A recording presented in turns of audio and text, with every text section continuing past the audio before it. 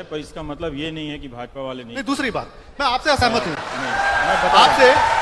मैं बता रहा हूँ आप कहते हैं कि भगत सिंह से कोई शायद बड़ा नेता मिलने नहीं गया। प्रधानमंत्री एक सेकंड, अरुंधति रॉय का एक इंटरव्यू आया, ठीक, वो किसी पाकिस्तान के रेडियो से चला था और पाकिस्तान के वेबसाइट से चला था, ऑल्ट न्यूज़ पे ये डॉक्यूमेंटेड है। फिर उसको उठा के भारत के खास वैचारिक समर्थकों के वेबसाइट ने उसको छापा, न्यूज़ बनाया, और उससे कई लोगों ने उसको ट्रेंड करके ट्वीट किया। तो इसके झांसे में कोई भी पढ़ सकता है। वो जरूर चुनौती है कि बाहर के देश के लोग हम सबको लड़ा सकते हैं उस ट्वीट को करके, पर ये इतना निर्दोष व्यवस्था नहीं है। मैं बार बार कह रहा हूँ, इस पिक्चर को मत भूलिए कि जिसका स्ट्रक्चर बहुत बड़ा है, जिसके पास ह्यूमन रिसोर्स बहुत बड़ा है। अगर खुद एक पार्टी का राष्ट्रीय अध्यक्ष ये कह रहे हैं कि 32 लाख लोग हमारे व्हाट्सएप पे हैं और हम कुछ भी कर सकते हैं, कि एक अफवाह फैल गई कि अखिलेश ने मुलायम को चांटा मारा, वो उदाहरण तो वही दे रहे हैं, मैंने तो नहीं दिया है। उन्हें इस तरह का, उसने इसका क्या संभव है? कोई संपूर्ण इसका नहीं, इस तरह का उदाहरण कहते हैं उन्होंने फैलाई है। मैं दूसरा कहता हूं, नहीं, उन्होंने खुद दिया है ये उदाहरण। उन्होंने कहा कि ऐसी अफवाह फैल रही है, हमने फैलाई। उन्होंने कहा कि हमारी पार्टी के जिला के लोगों ने ट्वीट किया। आप उसका बयान को ठीक से पढ़िए, मैं उसको निकाल के पढ़ा सकता हूँ, मैं पढ़ा दूंगा। अब मैं वो वाली बात कहूंगी, नहीं, पॉलिटिकल पार्टी से हूं नहीं, मुझे लेना देना भी नहीं, मगर मैं ये भी कहूं, जैसे कांग्रेस के नेता कहते हैं कि जाए हमारी पार्टी तेले, वो कहीं भी जाए हमें मतलब नहीं है। मैं सच आपको बताना चाहूंगा, और पार्टी के नेता नहीं कर रहे हैं। एक सच सुनिए, आप कहते हैं कि प्रधानमंत्री एक ये इतिहास का वर्जन है कि भगत सिंह से मिलने कोई बड़ा नेता नहीं गया, या वो ये कहते हैं, जब ये कहते हैं, जब कांग्रेस कहती है कि नेहरू जी और गांधी जी के कारण आजादी मिली, जो एक इतिहास मैं भी मानता हूं का बहुत बड़ा योगदान था, और बिना खड़क बिना ढाल हमें आजादी मिल गई, ये हमेशा हमें पढ़ा गया। अगर भारत का प्रधानमंत्री उठ के ये बोलता है कि आजादी के अंदर नॉन वायलेंस के अलावा जो आर्म स्ट्रगल था उसका भी योगदान था, सुभाष चंद्र बोस और भगत सिंह ने भी आजादी में योगदान दिया, तो मुझे लगता है 50 साल से जो इतिहास हमें पढ़ाया गया है वो फेक न्यूज़ है। गलत इतिहास की किताब पढ़ी है, मैंने अभी कहा। तो खाली जो आपका इतिहास है कि खाली नेहरू और गांधी जी, आपने कहा कि पटेल साहब ने जब वो बंबई गए उससे पहले अपने सेक्रेटरी को बुला के कहा कि नेहरू से कितने भी मतभेद हो उनका साथ मत छोड़ना। अगर कोई व्यक्ति ये कहे कि देखिए उनके बीच में मतभेद तो थे, तो फिर उसमें फेक न्यूज़ कहां है? इसीलिए मैं बता रहा हूं, जो पॉलिटिकल टीका टिप्पणी है उसको फेक न्यूज़ की कैटेगरी में मत लेके आइए। इतिहास के वर्जन को सुनिए, आप सुनिए, अब मैं कुछ बोलना चाहूंगी। देखिए, पहली बात तो आप उस पर बात करना चाहेंगे, जो हम यहाँ पे सब बैठे जितने लोग हैं, हम सबके अंदर वो चीज है कि आप अपने अपने रुझान के हिसाब से आप तय करते हैं कि जो सामने वाला बोल रहा है वो सच है, जो सामने वाला बोल रहा है वो झूठ है। कोई जरूरी नहीं है कि जो एक व्यक्ति वो कह रहा है आप उसको उसी टाइम समझ लें, उसी टाइम जान लें और उसको मतलब मान लें कि यही सच है। तो आप वो आज सारे लोग वही कर रहे हैं। मैं यही कह रहा हूँ, मुझे सामने कहने में कोई दिक्कत नहीं है, क्योंकि मुझे पिटने की संभावना कहीं भी है। इतिहास को जब भी इस भावुकता से पेश किया जाए, वो हमेशा ही इतिहास नहीं होता है। कहीं भी इतिहास को अगर आप प्रोफेशनल बड़े हिस्टोरियन की किताबें पढ़ेंगे तो वो किसी का महिमा मंडन बेवजह वो नहीं करता है। राजनीतिक दल जरूर करते हैं, कांग्रेस के पोस्टर पर सरदार पटेल नहीं होंगे, इनके पोस्टर पर होंगे, वो सब करते रहते हैं। लेकिन जो इतिहास की प्रोफेशनल ट्रेनिंग है उसमें खुद ही इतना कंपटीशन है कि एक मैंने जैसे कहा कि सरदार बोस पे ही कई किताबें, राइट लेफ्ट हर तरह के इतिहास के लोगों को लिखे हुए, जिन लोगों ने सरदार भगत सिंह की जेल डायरी और किताबों का संकलन किया है वो और भी लोग थे, मतलब उनका वो कुछ और भी लोग उनसे कहा जा सकता है। तो सरदार भगत सिंह हर जगह हैं, कम्युनिस्ट पार्टी में भी हैं, आरएसएस में भी हैं, कांग्रेस में भी हैं, वो सब जगह हैं। और कई बार जब जाटों का महासम्मेलन होता है तो वहाँ भी फोटो होता है, जैसे कुर्मी जाति का महासम्मेलन होता है, नीतीश कुमार ने किया था 2014 से पहले, तो वहाँ भी सरदार पटेल की तस्वीरें थी। तो हम अपने नेताओं का राजनीतिक स्तर पर अलग अलग करते हैं, लेकिन हम छात्र हैं। अगर आप में से कार्यकर्ता हैं, कोई राजनीतिक है, तो पूरा आपका अधिकार है, जो आपकी पार्टी का है वो आप मानते रहिए। लेकिन हम छात्र हैं तो हम हिस्ट्री को इस इमोशनल क्वेश्चन से अगर आप देखने लगेंगे तो यही है, वो फेक न्यूज़, फेक इमोशनैलिटी के ट्रैप में फंसेंगे और फिर तालियां बजाएंगे। और जो अब देखिए कितना आसान है, ताली आपने इनके लिए भी बजा दी, वही जनता मेरे लिए भी बजा दी।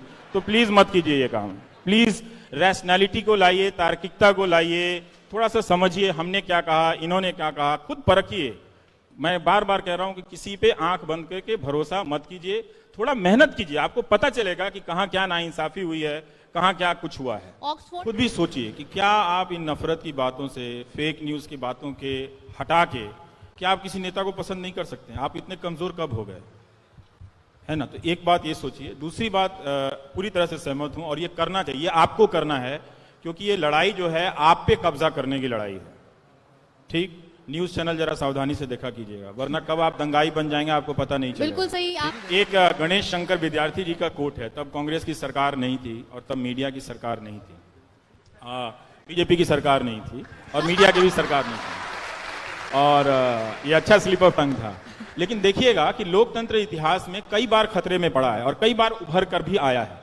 तो ये एकदम इस बात के लिए तैयार रहना चाहिए कि कभी भी आपकी जरा सी गफलत से आपका लोकतंत्र बर्बाद हो सकता है, आपके योगदान से।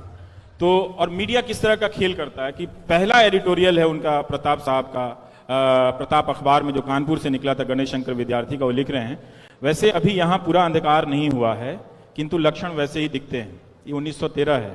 इसके बाद यहाँ के समाचार पत्र भी मशीन के समान हो जाएंगे और उनमें काम करने वाले पत्रकार मशीन के पुर्जे।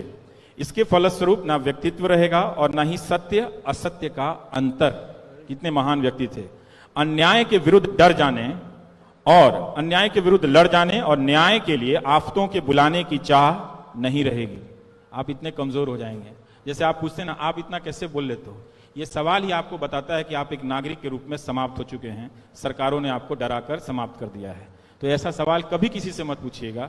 ये कहिएगा मैं जितना नहीं डरती हूं उससे कम तुम क्यों डरते हो, ये सवाल पूछा कीजिए। तो ये लिख रहे हैं कि सिर्फ रह जाएगा खींची हुई लकीरों पर चलना। ये गणेश शंकर विद्यार्थी जी का कथन है। तो हमको याद रखना चाहिए, भारत के टेलीविजन को, खासकर हिंदी अखबारों को, हिंदी टेलीविजन को बहुत ही सावधानी से देखिए। अगर जरा सी चूक आपने की तो आप जिन महान लोगों की कुर्बानियों पे, उनकी मूर्तियों पे शान करते हैं, उनकी शान में आप गुस्ताखी कर देंगे। हम पढ़ रहे हैं। मीडिया ने ही सिखाया कि किससे आपको सवाल नहीं करना है।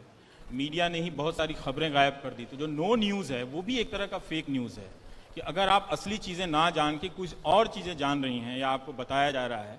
आप हिंदी अखबारों को देखिए, पढ़िए ध्यान से। बहुत एक से एक काबिल पत्रकार हैं, मतलब इतने धुरंधर हैं कि पसीने छुड़ा दें नेताओं के और सरकारों के, लेकिन उन सब के हाथ बांध दिए गए। वो सब मिलते हैं तो ऐसी तड़प है, उनकी तड़प को मैं थोड़ा सा जी लेता हूं ज्यादा, पर अगर आप उनका साथ देंगे तो यही पत्रकार बदल देंगे आपके लोकतंत्र को। नेताओं में बहुत क्षमता होती है।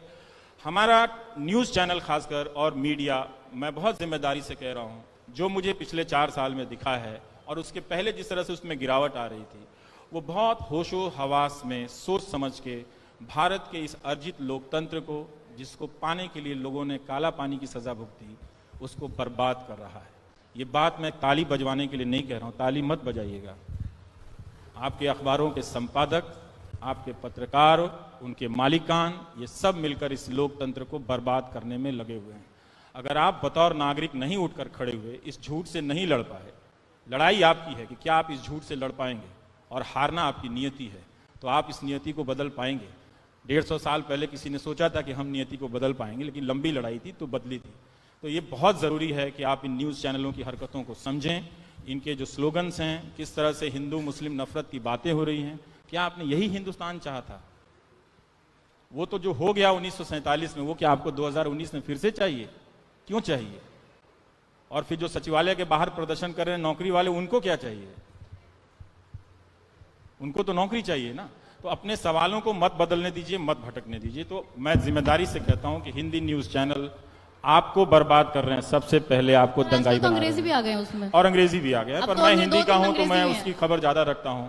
पर आप अंग्रेजी से भी, और ये बात कोई लाग लपेट का नहीं है। आप अगर जरा सतर्क हो जाएंगे तो यही सब चीज अच्छा हो जाएगा। और आपके नेताओं में बहुत संभावना है कुछ नया और बड़ा कर देने के लिए। उनके पास लाखों की संख्या में सरकारी कर्मचारी हैं। तो आप अपना सही डिमांड जरा सा बड़ा कीजिए, इन भावनात्मक मुद्दों को छोड़िए। शर्म आनी चाहिए कि एक फिल्म पे, पद्मावत पे, इस देश में 3-3, 4-4 हफ्ते चर्चा हुई है और लड़के लाठी खा जाते हैं यहाँ पे नौकरियों के लिए, उसकी एक तस्वीर टीवी पे नहीं चलती है। अगर ऐसा भारत, अगर ऐसा मीडिया आपको चाहिए, आपको मुबारक। मैं आपको बोल के जा रहा हूं, आपने अपने गर्दिश के दिन तय कर रखे हैं। शायद उसका बुलावा जो है वो आप और तेजी से चाहते हैं कि वो और जल्दी आ जाए, ताकि हम बर्बादी जो है जिसकी हमने चाह की थी हम ओढ़ लें। अब हमको जाने दीजिए।